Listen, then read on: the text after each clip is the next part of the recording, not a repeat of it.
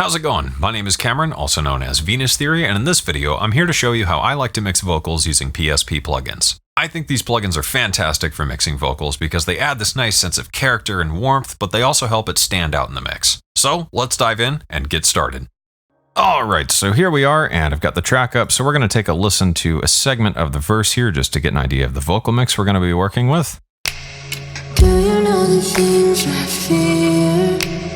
Take me down to your nightmare. I know we can get there. So, let's go ahead and solo out the vocals just to get a better idea of what they actually sound like. Take me down to your nightmare. So as you can hear, we've got a couple layers, harmonies, some effects vocals, and quite a bit of effects and delays and things. Without all the delays and reverbs. Take me down to your nightmare. So you can hear it's a very controlled vocal, almost kind of like a pop vocal mix. It's not the most dense vocal part here because we only have two harmonies and then just that one effect vocal. You know, we're not really dealing with ad-libs or anything.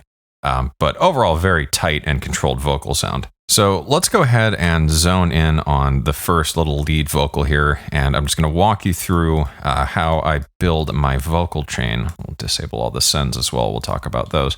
So the bare vocal just by itself, this has already been comped and breath edited for the most part and then tuned. And then I just threw one little tuner here. Just in case we had to do any punch-ins, this is just good to have just to kind of tame that really quick. The vocalist I work with rarely needs super heavy pitch correction, so that makes my life a lot easier when it comes to editing. So the raw vocal sounds like this. Take me down to your nightmare. So it's not a super dynamic performance in this case. It's a very kind of level overall performance, so didn't really need to rely all that much on compression. And you hear, without any effects on it, it sounds relatively similar to the final result. And that's the way I like to work with vocals, is just kind of subtly enhancing or taking away from the vocal, because I don't really like those super duper process sounding vocals. I kind of just want to work with what's there, if that makes sense. So when it comes to the actual vocal chain, the first thing I grab is MCQ. This is just a great all-around EQ. A little bit of high passing here. My vocalist doesn't really have a ton of super low end, and usually the microphone high pass filter will just about do it. This is just kind of a safety measure more than anything. Then we've got a just pretty straightforward couple cuts here, not a whole lot happening. So I'm taking a couple dB out around 200-ish. That can be pretty boxy. Taking out about 2 dB at around 700 or so. That's just to tame some of the more honky frequencies. And then that's really it. So this is a very, very subtle change, but you'll hear. Take me down to your nightmare.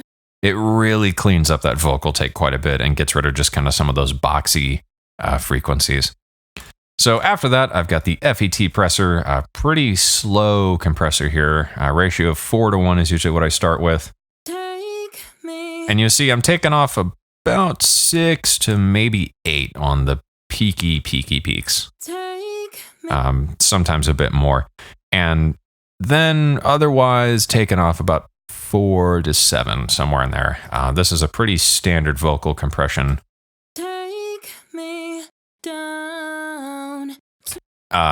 Pretty standard compression setup, and I think it does a great job of just kind of taming the vocal. In the case of a more dynamic performance, you know, if it's a song where there's a lot of changes between like loud and soft, typically what I'll do is 2 of these in serial, and then the second one we'll just do a little bit less, usually about 4 to 8 on the really peaky peaks. And that's just a way to get a nice, tight, controlled vocal sound. Otherwise, you know, for some mixes, you might not need as much compression, or some segments of a song, you know, in a bridge where it's very dynamic and chill, you know, you might back off the compression quite a bit. After that, I just added the stock de-esser just to clean that up. It wasn't too bad in this mix, so barely touched that. The final thing I like to add on my vocals is the neon EQ here, and this is actually just a really simple 3-band kind of finish-upper EQ. This is a pretty standard thing for me to do. So what I like to do is just kind of adjust the low end with a low shelf, maybe bring up the high end just a touch, and then kind of rework that mid-range in case there's anything else that needs adjusted. And you see I'm taking out quite a bit of low end on this vocal overall, but like I said, there's really not that much low end to my vocalist voice, and especially in the mix, I've got these big warm pads and things like that are gonna kind of fill in that low end and low mid range. So this is just kind of a final touch-up EQ without it. Take me down And with it. to your nightmare. So you can hear it just kind of shifts it more towards the brighter side of things. It's not overly bright and hissy, just brings up a bit of air. And this is a pretty subtle adjustment of only about 1.5, 2 dB, somewhere in there. Not doing all that much. So the final thing I like to do on the actual vocal chain is use micro warmer. And I don't know where I picked up this trick from. I read it somewhere one time. And micro warmer on the end of a vocal just really makes it sound nice. Just adds that little bit of glue and warmth to the vocal, which is really, really cool.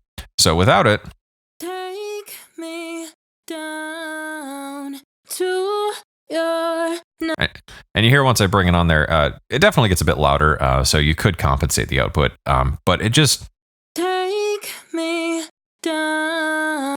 adds just the littlest touch of color to the vocal, which I really like. This is the track tape normal preset, and then I might adjust this from here, bring up a bit of low and high, and maybe get a bit more squeeze on it.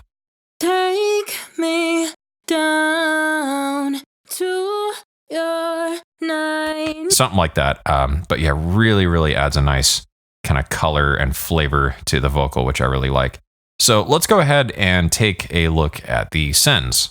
So in terms of the vocal sends, there's quite a few here. So we've got a long reverb, a short reverb, a slap delay, a long delay, a widener, and a vocal parallel compressor.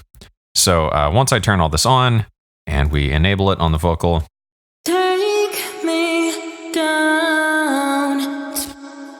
really gives us this big, huge vocal sound out of just one vocal. So the long reverb is the 2445. This is typically set from somewhere from like 2.8 to 4 seconds is usually what I go for. In this case, about 3 seem to work. And then we might enable this cut here for the high end. Delay about 60 milliseconds or so. Everything else is left at the standard position, and then it's just mixed in all the way because this is a send. The short reverb, this is another 2445. This is actually a really, really tiny reverb, and it's I usually leave the bright or the high end all the way up here.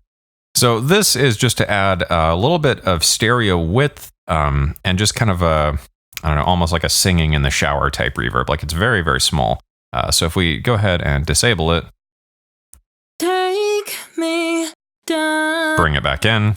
to your nightmare. So it's very, very small, but it just adds a bit of width to the vocal. And that long reverb really washes it out. So the delays are pretty straightforward. The slap delay is PSP echo. This is set to 100 milliseconds or so. This is just to create that little bit of, slap backy type delay. Take me down. We can go ahead and solo out just that one vocal. So the slap delay here, this is PSP echo at about 100 milliseconds. Just adds a bit of slap delay to everything.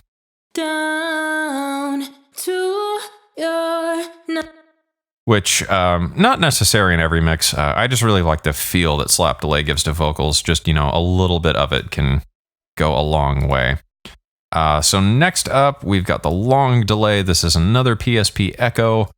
This is set to half notes on BPM and sync mode. Then this is just panned out just to get a nice stereo delay. This is the basic stereo delay preset. I just adjusted a few things, and we could take the dry all the way off because this is a send.